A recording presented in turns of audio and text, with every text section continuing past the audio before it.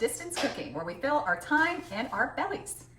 Today we are making a simple but delicious treat, challah grilled cheese. I'm using a beautiful loaf of challah bread, which is a Jewish bread that's braided, and it has eggs and sugar and flour and yeast. It's really rich and buttery, and I got it from a local bakery, Best Buns. This is actually from the Best Buns in Shirlington, so if you live in Northern Virginia, definitely check them out.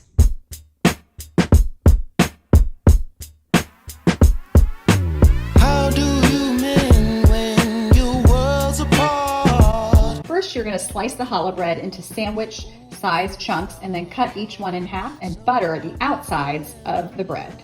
You're going to layer with sliced cheese, whatever kind you like. I go with 3 slices per. And then you're going to put it in your preheated nonstick skillet that's on medium heat. Press it down with another pan. This pan will not be hot, but it will really compress the grilled cheese and help the cheese melt, and it will help it get crispy on the outside.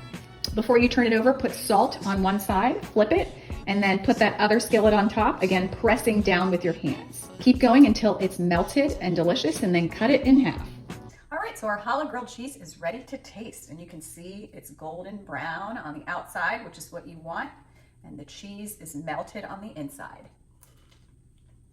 It's crispy and buttery and cheesy, and the perfect ratio of bread to cheese. So good. That wraps up this episode of Distance Cooking. Tune in next time for more on how to make the most of our time at home. Baby, do